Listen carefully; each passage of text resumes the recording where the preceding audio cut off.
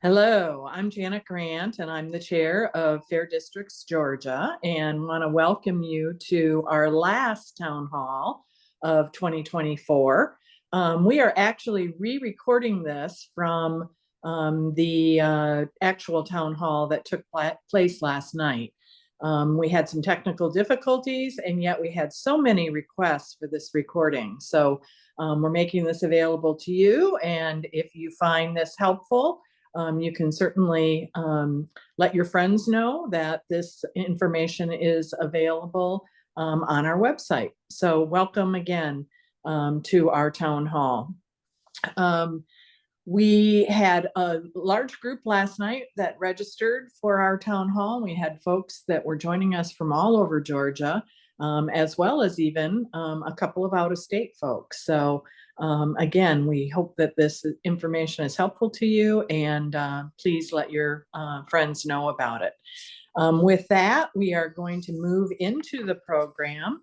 And as you know, tonight is a deep dive into the results of the November election, a little different than the deep dive that you've probably been seeing in media and other organizations in terms of the results of the election and from a more partisan perspective. This is our take on the election in relation to how the results computed with what we expected based on the maps that were put into place in the legislature last year after the court order to redo all the maps in Georgia. So with that, we're going to move to Ken Lawler, who is our chair of our Fair Districts Foundation, and we'll tell you a little bit more about our new foundation later in the program. But for now, we're going to move to Ken, and he's going to walk us through the work that he and our research team have done to analyze these results. Take it away, Ken. Well, thank you, Janet, and that's a great introduction to what we're going to do tonight and today. Yeah, we're really pleased and thrilled to be able to bring this information to you. But before I start the program, I want to give a shout out to two people on our research team. Cindy Persley, who's one and is actually with us today for this re-recording. Uh, she and John Stevenson did a tremendous job of, thank you, Cindy. Hey, Cindy, how are you? Of downloading the results of all 250 district races in Georgia. This is the assembly and the congressional districts. Integrated all that information into our 20-year history of elections in Georgia spreadsheet workbook and crunched the numbers for us. None of this would be possible without the hard work of volunteers like Cindy and John. So thank both of them. And we hope that you find this information valuable. I mean, they do all the number crunching. I get to make it into a story that hopefully makes sense to you all. So thank you again, Cindy and John, who's not with us today. Um, as Janet said, we're going to look at this election from a different perspective. The idea here is that we want to understand how the maps revised in 2023 impacted the elections. You're going to see some interesting stuff there. We're not here to celebrate winners or criticize losers. We do not get involved in campaigns in fair districts. We're a nonpartisan organization. So we're not worried about who won or why they won. We're just trying to understand how did the maps affect the election. And also we try to look at the election on an overall perspective to say, we live in Georgia. We're trying to advocate for redistricting reform in Georgia. So how does the election result change the math and the mood about how people may be receptive or not to reforming redistricting in Georgia? So with that, we're going to jump in.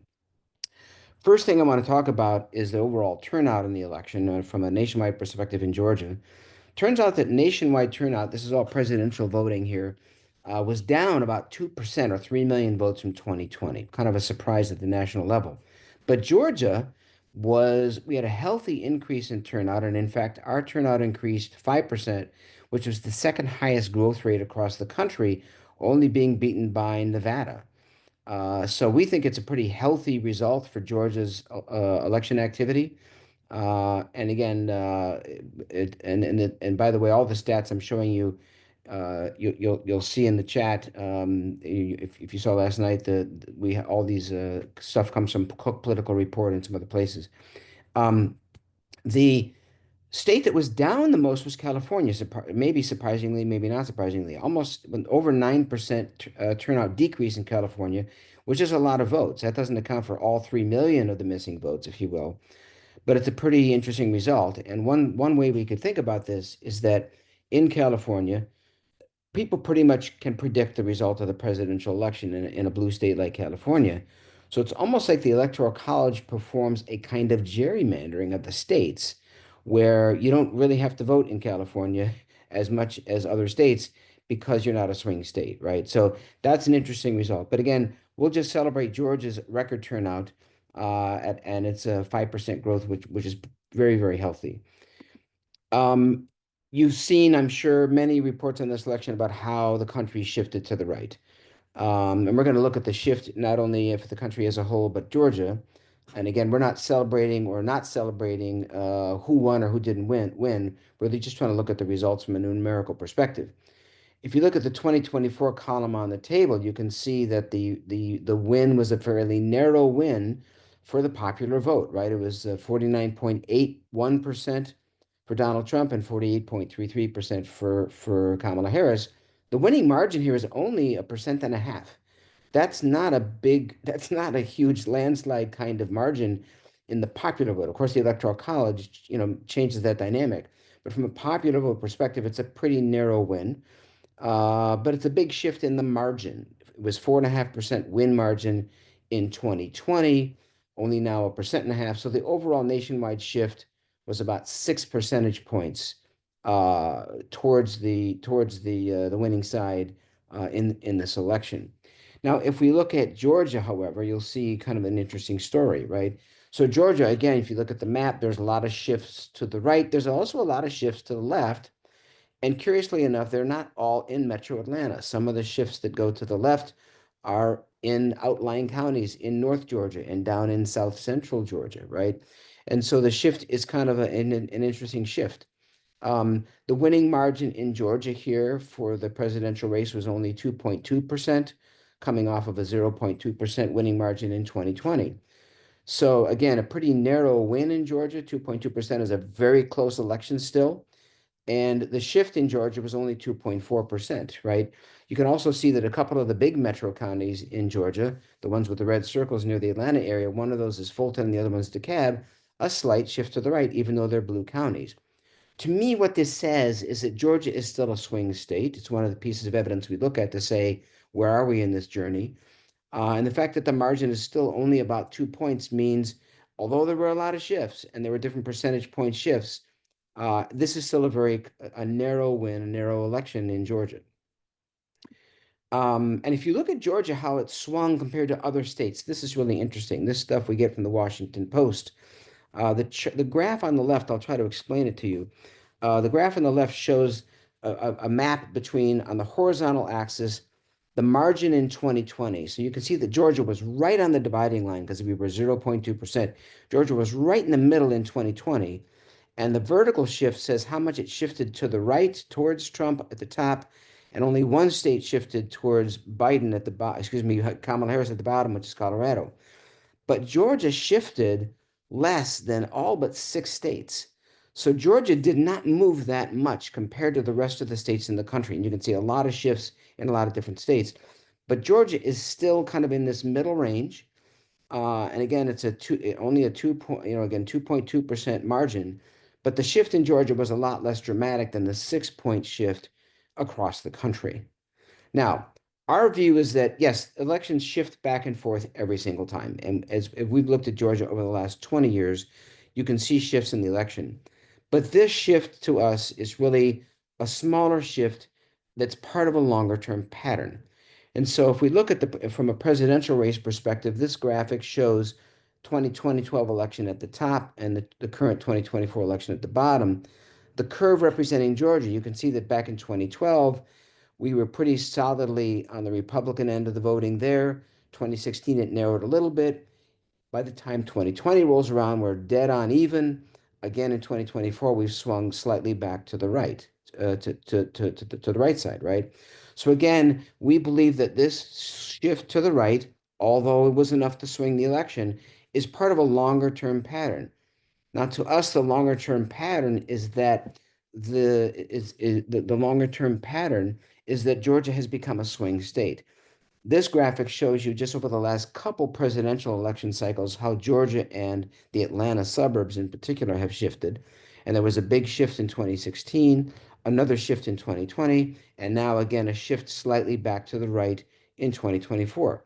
That shift is 2.5 points at the state level and only about 1% in the Atlanta and the 16 suburban counties surrounding Atlanta. So again, the theme here is it's a shift, but it's a shift within a long-term pattern. This graphic on page 8 you've seen before from us, and we've updated it now to include 2024. It shows that when you look at the statewide votes here are the average of president, governor, and U.S. Senate. The statewide votes went from a highly Republican dominated vote back in the early 2000s. Look at 2004, 6, 8, 10.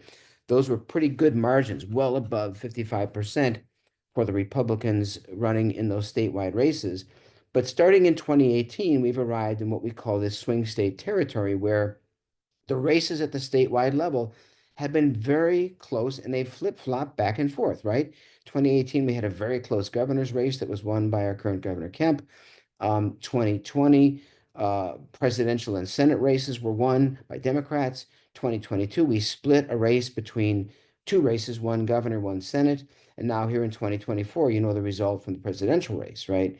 So we use these big statewide races to get a picture of how Georgia, the mood in Georgia, the political preferences of voters in Georgia as a whole before we look at the district by district results.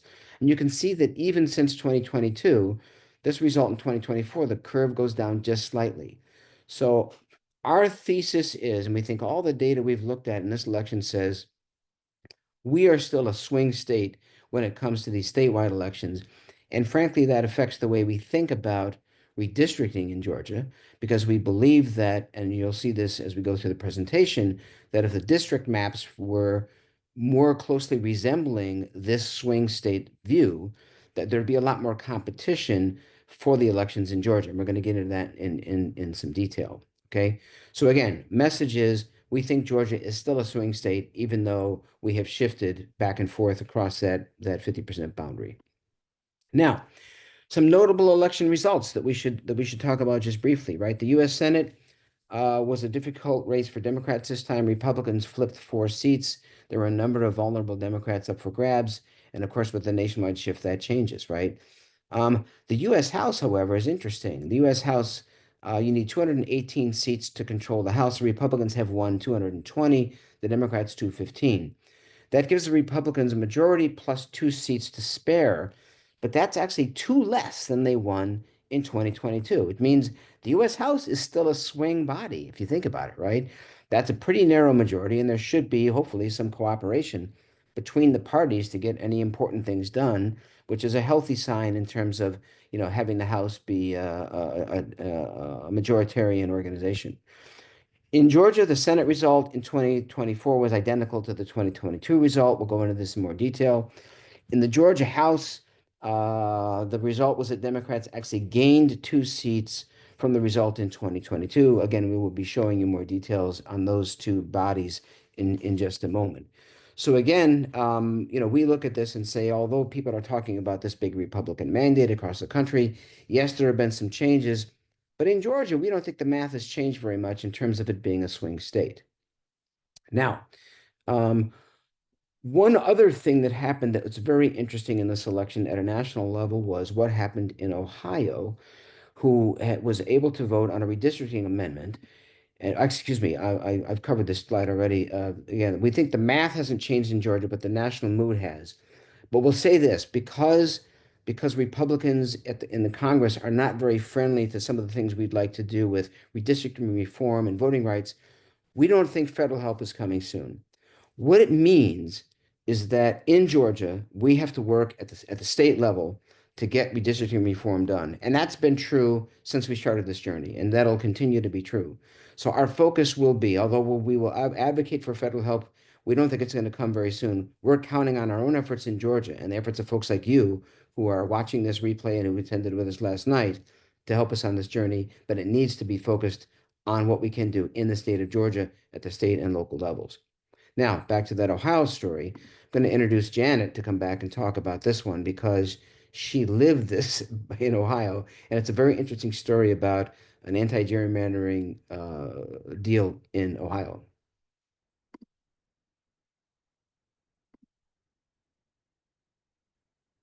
And Janet, is she coming back on?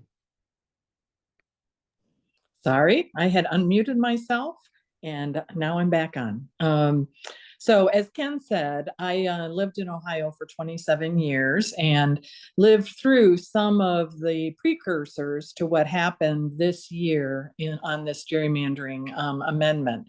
So back in 2010, Ohio was one of the states that was recognized by lots of national experts as having a very significant amount of gerrymandering that happened in that 2011 cycle. Ohio was a focus of the GOP at that time, had their red map strategy, and you can read about what happened in Ohio. They took advantage of an unpopular Democratic governor. He was unseated by Republican John Kasich, and both of the legislative houses chambers flipped back to Republicans. So they had a significant opportunity in 2011 to gerrymander Ohio, and it has been kind of a textbook case ever since. So a number of organizations in Ohio came together as a coalition called Fair Districts Ohio, including the League of Women Voters and ACLU and Common Cause and other organizations that work with us here also in Georgia. And they put together an initiative to bring forward in 2015 a citizen initiated referendum on gerrymandering specific to the state legislature. And they have the opportunity to do that in Ohio. About half of the states have this opportunity to bring forward citizen initiated referendums. Unfortunately, we do not have this available to us here in Georgia. But in 2015, they brought that forward related to the state legislature. It called for not an independent redistricting commission, but a political commission that would be bipartisan, that would draw maps in the future. And in fact, 71% of the citizens in Ohio voted in favor of that. So they came back again in 2018 and added congressional maps to that same process. And again, the citizens in Ohio voted overwhelmingly at 75% in favor for that. Unfortunately, the vision of that political bipartisan commission did not come to pass in the redistricting cycle that happened in 2021. And there was a very long litigation history through that. That commission was really overtaken by, again, a solid majority from one party, and they brought forward maps that were clearly significantly gerrymandered. Those were, again, legal suits were filed and went up to the Ohio Supreme Court. The Supreme Court ruled against those maps 5 different times on the legislative side and a couple of times on the congressional side. And unfortunately, time kind of ran out and those maps have gone forward. So the coalition came together and went forward with a citizen initiative again in order to replace that bipartisan political commission with a true independent citizens commission. And kind of unbelievably, the Supreme Court Chief Justice, who is a Republican, having seen this process when she retired, she became kind of the spokesperson for this initiative. But unfortunately, the opposition came out strong and used a couple of very misinformation kinds of tactics. And one of those you'll see on this slide. If you didn't know what this ballot initiative was about, you wouldn't know whether to vote yes or no. As you can see, a yes is to ban gerrymandering, and a no is to stop gerrymandering. So my son still lives in Ohio. He sent me this signs, and I was shocked to see this kind of misinformation. And that went on to the ballot language, as you'll see on the next slide. First of all, the Secretary of State um, is the one who brought forward this ballot language. And as you can see on the left, without even reading the specifics, you can see it's a very long and complicated legalese of language, which was designed to be confusing to voters. And right off at the top, the language says that it would repeal constitutional protections against gerrymandering approved by nearly 3/4 of Ohio electors. So that's referring back to the fact that those constitutional amendments in 2015 and 2018 passed. And of course, this new language would replace that. But it makes it sound like this would allow gerrymandering when in fact it was quite the opposite. So this unfair ballot language resulted in a failed issue. 53.8% voted against this, and just 46.2% voted for it. So we still believe that Ohioans, just like people in Georgia, just like people across the country, do not want to see gerrymandering and want to see independent redistricting processes. But unfortunately, that was, as we said at the top here, voters were duped in this process. We know that the coalition in Ohio will not just step down from this. I'm sure they will be bringing this forward again, and hopefully we'll see better ability to educate the population and get something in place in Ohio before the next redistricting cycle. So on the next slide, you'll see that democracy across the country was a primary issue for voters. And in fact, nationally, it was the #1 issue for voters overall. 34% said that was their top issue. But you can also see, as we know that we have such division on a partisan basis in this country, that it was a top issue for Democrats, but not so much for Republicans. And you can see for Republicans, the economy and immigration were bigger issues. Here in Georgia, it was an even bigger majority of Democrats that saw this as a top issue. It was not the #1 issue. The economy was the #1 issue. But the state of democracy continues to be an issue for us, both nationally and here in Georgia. There were a number of other democracy-related, voting rights related items on the ballots across the country in other states that also have the ability to do citizen-initiated referendums. And unfortunately, they didn't fare very well. There were a lot of what I would call misinformation campaigns related to that. We saw things like ranked choice voting, which we know that a lot of you have interest in. And those went down everywhere except for, I believe, the Washington, D.C. did pass it. And then there was open primaries was another thing that was on the ballot in, I think it was 8 different states, and it went down in 7 of those 8 states. So again, there was a lot of concerted opposition to these initiatives, and unfortunately, a lot of misinformation related to that. So we'll continue to be fighting about gerrymandering here in Georgia. We know that those folks in Ohio will continue to do that, as well as other groups that are bringing forward other voting reform pieces that we believe will enhance democracy in our states. So with that, we'll go back to the real deep dive. related to the election here in Ohio. Ken? Okay, great. So we're going to now look at how the 2023 maps affected the election in Georgia.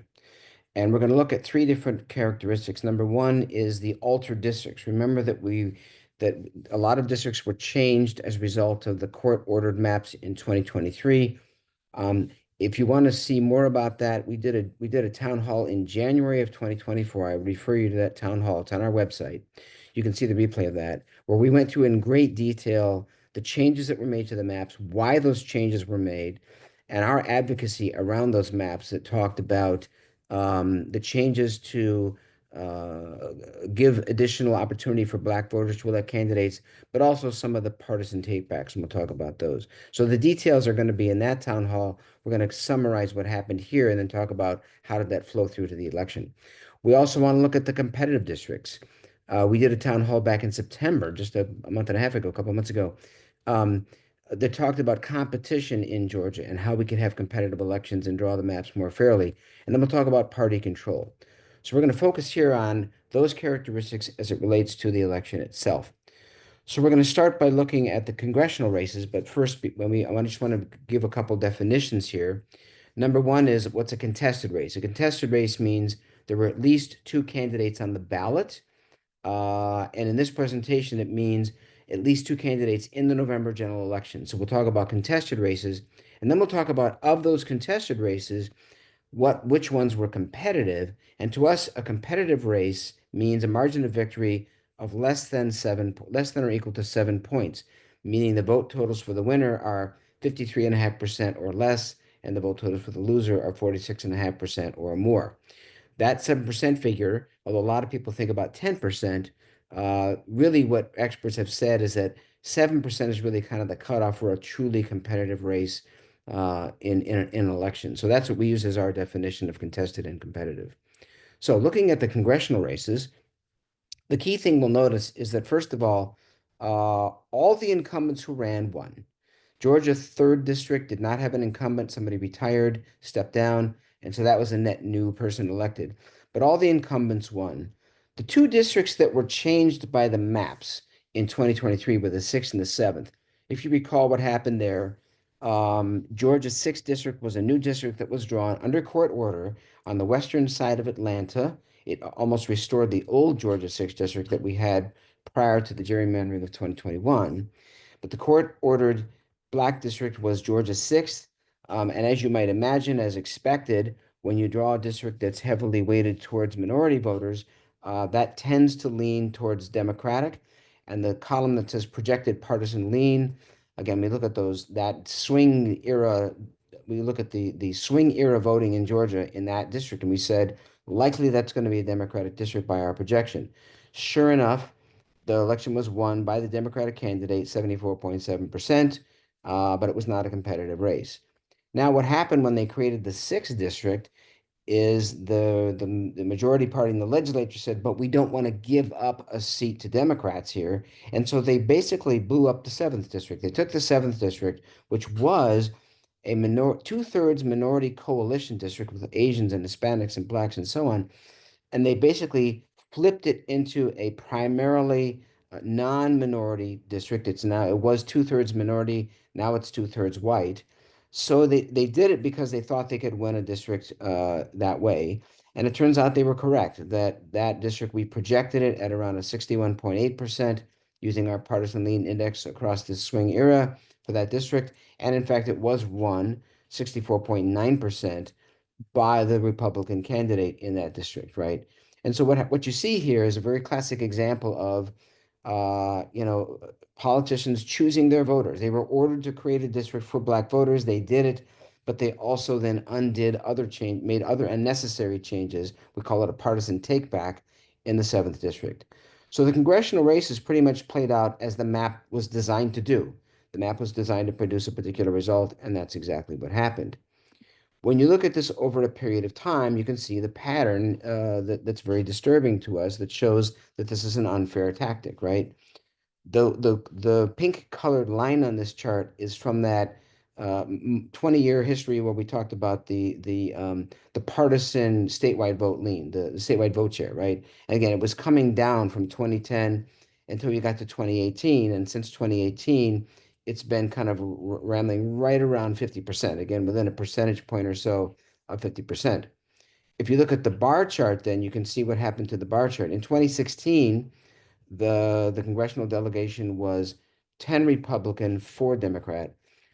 Between 2018 and 2020, two of Georgia's congressional districts became competitive and, in fact, were flipped. So, as this trend towards more centralized voting, since more balanced voting occurred, in fact, two of the congressional districts did flip. When the maps were redrawn in 2021, however, the Republicans reversed that. They engineered the map to produce a 9 Republican, 5 Democrat result, and in fact, the election did that. At the time, we thought that the fairest map would have been an 8-6 map, even though we're at 50-50. The way the political geography works out, an 8-6 map would have been a fair map, but that's not what we got. We got a map that was 9-5. So then in 2024, again, the map was adjusted, as we just saw, but they adjusted it to maintain that same partisan imbalance. And so again, what we think is that this unfair congressional advantage has been maintained despite us arriving at a swing state status where this delegation should be closer to, it wouldn't be 50-50, but we think 8-6 would in fact be the fairest delegation that we could have among our congressional representation. We'll now take a look at the state Senate, and we'll break this down again. We're going to look at the altered districts first.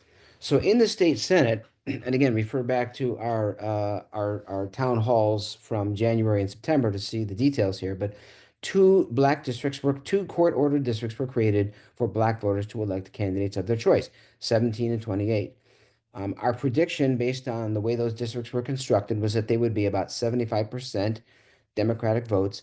Turns out those two districts were not contested by Republicans, and so they were won by the Democratic candidate 100%. However, again, the legislature said, well, we're going to try to maintain the existing partisan balance here, and so they altered districts 6 and 42. 6 and 42 in the Senate were Democratic districts in the metro Atlanta area. Those were reformulated, essentially, blown up and moved to another area of the state and became Republican-leaning districts. And of course, that's exactly what happened in the election. And they were won, as you can see in the winning margin column, by very large margins. So what happened was the two incumbents from districts 17 and 28 actually then ran in 6 and 42. So they protected those two incumbents and protected their partisan advantage in the state Senate.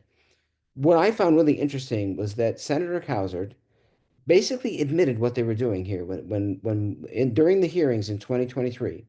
The senator said this map is designed to maintain the existing partisan balance. What he did not say was that it was unfair to begin with, which is what we advocated for. But he said they were very open about this, saying this map is being designed for a partisan outcome. And in fact, that's exactly what happened, right? And so again, this is a classic example of politicians choosing their voters despite being ordered by a court to be more fair. And they were fairer to the Black voters. Let's be clear about that. But they were still unfair to the overall political geography of Georgia and the other party. So again, this is to us a predictable but disturbing result, resulting from the partisan takebacks in that map. Looking at the overall picture on competition, we thought there was one district that might be competitive. It was Senate District 48, which is up in Gwinnett and Fulton County, and I think a little bit of it stretches up into Forsyth, if I'm not mistaken. We thought it would be very close to being competitive, only about a 6.8% margin. It was very close. It just missed being competitive. The winning margin there was 7%, so it just missed being competitive. I'll say it was competed for very heavily. There was a lot of money spent in that race. I live near that district. I was the beneficiary of a number of their ads online and no mailings, but we saw that we saw very high competitive activity. It just missed being competitive. When we look at other districts that might be close to being competitive, they're not really that close. The 7th district actually was competitive in 2022. It was won by 10 points, and 37 was won by 15 points. So there really was, although 48 was close, there really turned out to be no competition to speak of in the in the state Senate based on, if you're stickler for the numbers, being 7% being the cutoff. So when we look at what happened, right, the map drove the outcome of the election. The map was designed as a 33 Republican, 23 Democrat map, or what we call a +5 for one side and a -5 for the other. There again was that one competitive district that we thought was there, but the election result was 33-23, no competition. So again, the map drives the outcome. That's the key message. But the other key message, as we said in our September town hall, was it doesn't have to be this way, right? If maps were drawn more fairly, they would not be so tilted towards the Republican side. We think a map in Georgia would yield a slight Republican edge that's just based on a natural edge, based on where voters live and how they're clustered, what we call political geography. The map would be slightly in favor of the Republicans, that would be fair, but there would be 2 to 6 competitive districts, truly competitive districts. And if that were true, guess what would happen? The control of this chamber would be up for grabs in every election. That's what we think healthy, fair maps with healthy competition would look like. Unfortunately, we don't have them. And again, you have an election where the map drove the result. I'm going to now take a quick look at the State House following that same pattern of activity. Let's look at the altered districts again. In this case, there were 6 districts that, excuse me, 5 court-ordered districts where Black voters were given an opportunity to elect their representatives. Those 5 districts, we predicted that they would be leaning Democratic, as you might expect in a state like Georgia. And in fact, they were all won by Democrats. 2 were uncontested. But again, the legislature did unnecessary partisan takebacks. They altered 5 districts to try to even the score, if you will. And in fact, those districts were all won by Republicans. One very close one, House District 105. But in fact, all 5 of those districts were altered to make it possible for a Republican to take those seats back from Democrats.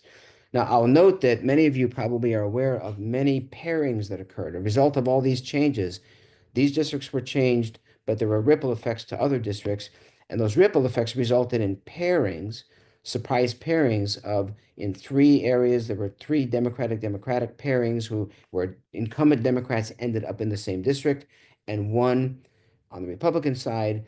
Those aren't shown in this chart because they weren't the districts that were altered for the specific purposes, but they do in fact are downstream effects of these changes. Those districts didn't change, those paired districts didn't change the party winning them. That's why they're not on this chart. But in fact, those are unfortunate, I wouldn't say accidents, but unfortunate side effects of all the activity that was done to create the black districts and to even the score on the partisan perspective. When we look at the competition in the House, there's a little bit more activity. The net is that we saw 6 competitive districts. The top half of the chart in the predicted competitive column here that I'm going to point to says we expected to see 7 competitive districts. Now, not all those turned out to be competitive. The top 2 did not. But then there were some other districts that were competitive that weren't predicted to be competitive. The net is there were about 6 competitive districts. They were won by there was some competition. There was some surprise wins. I'm going to point out one district, House District 128, was so competitive that the difference is only 48 votes out of 27,000. Turns out there's a court challenge that has been filed for that particular district because it's so close. And then we learned actually this morning before we did this re-recording, we learned that the reason that the court challenge was filed is because of a potential redistricting error. That when one of the counties in Georgia, that I think it's McDuffie County, has part of that district in it, that they might have put 60 voters in the wrong district. And so if that turns out to be the case, they may have to order a redo of the House District 128 election because the number of potential voters that voted in error is greater than the win margin in that district. So again, that district could be a rerun. We can't predict how that would turn out, but that's a very, very close and very, very competitive district, the most competitive one that we've seen in a long time in the state of Georgia. Again, look at what happened. Did the map drive the outcome? Yes, more or less. The map was designed as a 98 to 82. The election turned out to be 100 to 80, so it didn't exactly conform, but it still achieved the objective of a durable partisan majority. The competition was slightly lower than we thought, 7 versus 6, not a big deal there. But again, like I said on the Senate, it doesn't have to be this way. A fair map for the state house would be somewhere between a +4 to a +7 or 94 to 97 on the Republican side and a -4 to -7 on the Democratic side. But the key thing was that a fair map would actually have 11 to 20 good competitive districts like we had. We only had six, right? With 11 to 20 and a map being drawn in that fair range, again, the state house chamber would be up for grabs in every election. Your vote would matter. There would be some very, very hotly contested districts. Not all of them would be competitive, but there would be enough competition in this election to where the state chamber would be up for grabs. And we think that is what healthy competition would look like in Georgia based on our political geography. Overall, for the General Assembly, really almost no improvement in competition. Six districts out of 236, 113 were contested. They at least had two candidates. Only six between the State House and the Senate were competitive. That's down a lot from 2018. Hey, it's up one from 2022, but we are not here to celebrate an increase of one. That's still not enough in our opinion. Incumbents tended to prevail here. 91% of incumbents ran. Of those incumbents who ran, 99% won. The 9% who did not run resulted in some turnover. 25 new General Assembly members will be sitting in the legislature this January. So that's a little bit of healthy turnover, but again, competition here has been really designed out of the process, which is one of our big arguments around against gerrymandering in Georgia. One thing that we look at is how is it? I mean, how well do those maps really drive the outcome of the contested races? So we did a little piece of work here for the House only. We had 87 contested races in the House. If I focus on this graphic on the far right-hand side that talks about 87 races, right? It turns out that of the 87 races, the middle 50%, the middle half, were all very, very close to what the map predicted. The green line here is what would the projection for that district be in terms of the voting share between Republican and Democrat, between winner and loser, right? What would the projection be, and how close is the election result to the projection? And it turns out it's pretty close. That middle 50% pretty much straddles the line, and it's within a couple percentage points of the even mark, right? There would be some outliers, like there would be some districts where the difference up here at the top, the best performing might be, 7%, or the worst performing might be down here like in the 7 or 8% range. But still, it's a pretty narrow range. What it says is that voting behavior is predictable. And it also says that if you design a map the way you want to, you can get the outcome that you want. And you can see also on this chart, there's a slight difference between the way the Democratic leaning districts perform versus the Republican. But really the important point here is maps can be designed to produce the election result that you want. Conclusions. Um, Look, we're happy that Black voters had more districts to elect their representatives of choice here. That was a healthy result. But of course, the legislators gerrymandered other districts to even the score. The AJC wrote a nice article in November saying, look, the way the maps were drawn drove the outcome of the election. And with 97% safe seats, there was virtually no competition here. So that's kind of the big takeaways for us. Looking ahead, free and fair elections require fair and more competitive maps. We will continue to work on that. We don't think this election changes the path to reforming redistricting in Georgia. We think that the balance in the legislature is about the same as it was. We don't see a huge mandate one way or the other. What we see is a swing state where, elections could matter if we draw the maps fairly. And we're going to continue to fight that fight. What can you do? You can help us by asking legislators to take the Fair Districts pledge. We now have a lot of legislators who were elected who hadn't signed the pledge. We want to get that done. We want you to help us spread the word. Bring us to your community. Post to your social networks. Help us spread the word about how important this fight is. We'll come to your community. Get a group together. One of our speakers will come down. And please join us in 2025. There'll be a lobby day at the Capitol in January, and we'll be talking more about that. Last chart I'll present before we take a few questions from yesterday was mid-cycle redistricting. Mid-cycle redistricting is a term that we use to mean if you make a change to a redistricting map between census cycles, that's mid-cycle redistricting. In Georgia, this is done always for partisan purposes. There have been four major waves from 2006 to 2023, where this has been done. 71 districts have been altered since 2006. This is a plague essentially, where our legislators take the opportunity to change maps for various reasons. The reason that we just went through for 2023 was, well, we're going to maintain the existing partisan balance, even though we have to respond to this federal court order. This is wrong. This is a practice that we believe should be banned. We don't need a citizens commission or a constitutional amendment to do this. What we need is a law that simply says, don't do this anymore. Ban mid-cycle redistricting. There is no reason other than partisan political gain to change maps between censuses unless you have a court order. So this is something that we think should be a focus of our efforts going forward. I think we'll stop there. And Janet, I think you had a couple questions that we might want to tackle that were proffered last night, and just hit a couple of those before we wrap up. Okay, great. Thanks, Ken.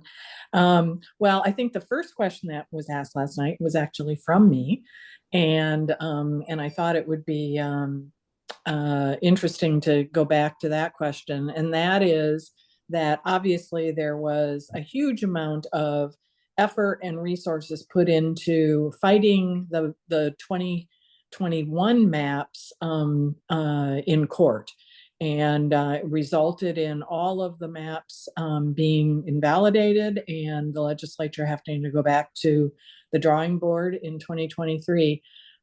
Given the outcome now in 2024 of the election, would you say that that court challenge was of value? Oh, absolutely. Absolutely. And I say that because our maps had two defects as they were drawn after the census. One was they were partisan gerrymanders, but the other one was they were racial gerrymanders. And the court did a huge public service by 2 years worth of testimony and evidence and all this stuff. And we sat through the whole thing. We watched this occur. It's a really fascinating process. But the court did, in fact, decide on a factual basis that Black voters had been disadvantaged in several areas around South Metro Atlanta and Macon-Bibb County and West Metro Atlanta. And we got fairer maps for Black voters. And I think that's a very significant point. This court case, as I look at it, is the biggest redistricting challenge court case in federal court since 2004. And I think that was a fight that needed to be fought, and I'm glad that the maps came out better. Now, I wish they had not, in the course of making those maps, uh, done the partisan takebacks, trying to even the score. That was inappropriate. And we said, you and I, when we testified at the legislature, we said, your job today is to fix what the court ordered you to fix. Don't worry about other partisan things. Of course, they didn't listen to that. So no, I support totally. I think the court challenge is well worth it. And I think the maps are fairer from that perspective. They're still not fair enough. And that's why we do what we do. Mhm. And another question that was asked last night, I believe it was Beth Stevenson that asked something that I'm sure is on everyone's mind, and you referred to it just briefly, and that is, what can an individual citizen do to try and advance redistricting reform in Georgia? That's a great question. I think fundamentally it is our challenge going forward is how do we get people involved in this process, right? I think that you can be an effective advocate in your community. First of all, if you want to set up a community group and have us come and talk and give you some ideas and energize that effort, you pick any of the 159 counties in Georgia, we'll hop in a car and get there. We will be there to help you energize that effort and explain what needs to be done. You need to talk. You can, there's many things you can do. If you get a community group together, you are spreading the word. You're getting more people involved in the effort. We have tremendous amount of content for educational purposes that explains how does all this work? How does this happen? The presentation you saw today is a point in time, but we have a lot of educational material that explains what is redistricting, why does it happen the way it happens, and when it goes wrong, what happens. So community groups get people involved. Now, what can those people do? They could write letters to the editor in their local paper. I mean, we had a campaign that did that to great effect back in 2021. In Georgia, we can affect this by talking to people you know, your state rep, your state senator, your county commission, which also does redistricting. And in fact, Beth has a project going right now to look at how all the county maps were drawn in 2022, and we're going to publish that data next year. So get involved, and you can talk to the people that matter. You can write them. You can meet with them. And the more people in who are elected who know that voters care about this, it gets it on their radar screen. They're going to tend to ignore this probably till 2030. We can't let that happen, right? Mhm. And so being an effective advocate involves A, getting yourself, I listen, I think about it this way. Learn, get angry, and get involved. That's kind of my motto, right?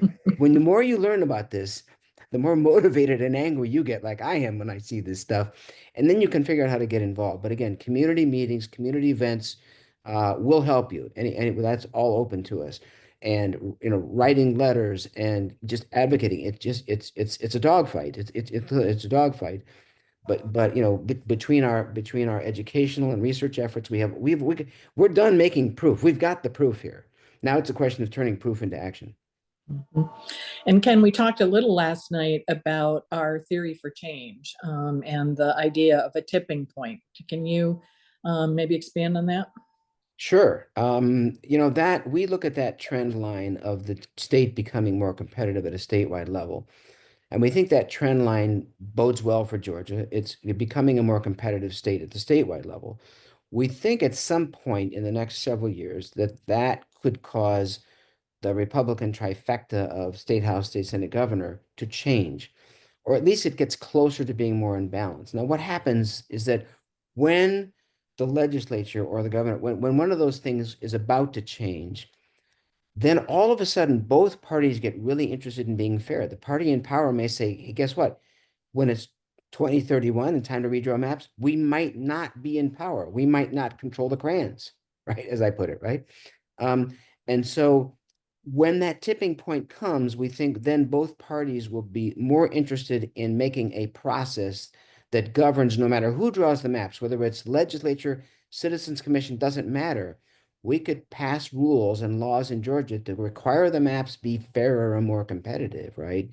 And so that tipping point occurs. Now, we don't know when, we can't predict how these elections are going to go, but the trend is clear. And the other thing that I would say is that what's driving that trend in the elections is the demographic change in Georgia. When the census in 2020, all the growth was among voters of color. That's why those maps, it was important that those maps be better for voters of color. That's why that court case was so important. That trend is going to continue. So we believe that the demographic wave, the demographic change, pushes the electoral wave closer towards a balanced state. And at some point, the people in power are going to realize that they're going to have to essentially make deals about how to make the process more fair. That's our theory of change. Don't ask me what year that happens. I can't predict that. But the trend is clear that it's on the way. And I think if you talk to legislators we've heard legislators say that they believe that they may not be in charge anymore by the time we get to 2031. So these people aren't dumb. They recognize the change. We all see the change. When does it happen? Don't know, but we want to be ready, which goes back to the original question. What can I do? Get your community ready. Great, thanks, Ken. And as I said last night, one of the examples that we often look to is the state of Virginia. Virginia, like Georgia, does not allow citizen-initiated referendums, and the legislature has to bring forth constitutional changes like redistricting reform. And in fact, right when Virginia got to that tipping point between the two parties, with a question about who was going to be in charge, they came together and passed redistricting reform.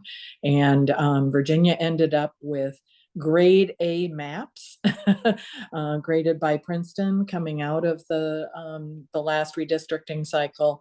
And so we have that kind of hope for Georgia. And as Ken said, we need to be ready, that when we get to that point, that we move. If we don't, the new party in charge will gerrymander, and we see that across the country. Whether whoever is in charge, there's gerrymandering happening, and so we want to take it back from the politicians who have that strong incentive, too strong of an incentive to do the right thing most of the time, and put it in the hands of an independent commission. So with that, I think we are just about out of time. We just want to wrap up with a couple of announcements for all of you. First of all, we wanted to let you know about our new foundation. As I said at the beginning, Ken is the chair of our new foundation. We've gone through the work over this last year of developing a 501c3 foundation and kind of dividing out the work and the opportunity to support our organizations. You will see us totally unified from a resident perspective. But behind the scenes, we have the opportunity now for tax deductible donations to our foundation. So if you want to support us from a research perspective, a lot of the work that you saw on this program, as well as education and communication, those donations can come to our 501c3 foundation. And then our longstanding organization, Fair Districts Georgia, will continue to be focused on our advocacy kinds of activity, and donations there would support advocacy, but unfortunately are not tax deductible. So we do have a great opportunity. We launched with Giving Tuesday last week. The fact that we have a $5,000 match from several donors that have put that forward to try and challenge you and others to support our organizations. And that $5,000 match is good from Giving Tuesday last week through till December 31st here of 2024. So we hope that you will support our work going forward. And we hope that you will join us this next year in this fight for redistricting reform. Follow us on social media. Sign up for our newsletter if you're not already signed up, and engage with the information that we share there and other opportunities to get involved with Fair Districts. We will, as Ken said, be planning a lobby day as soon as we know what the legislative calendar is. We know it starts on January 13th, but we don't know what days they're going to be in session yet. So when we know they will be there, when we arrive, we will be planning a lobby day and hope that you can join us under the Gold Dome to have this conversation directly with legislators on both sides of the aisle. These slides that you saw in this program are available on our website, as well as the link that you accessed in order to access this video. Please share that with friends that you think might be interested, and please contact us if you have an opportunity for us to come and speak to a group or any other ways that you would like to get involved. Reach out, and we would love to be engaged with you in the year 2025. And in the meantime, have a wonderful holiday season, and we'll be back at it next year. Thank you.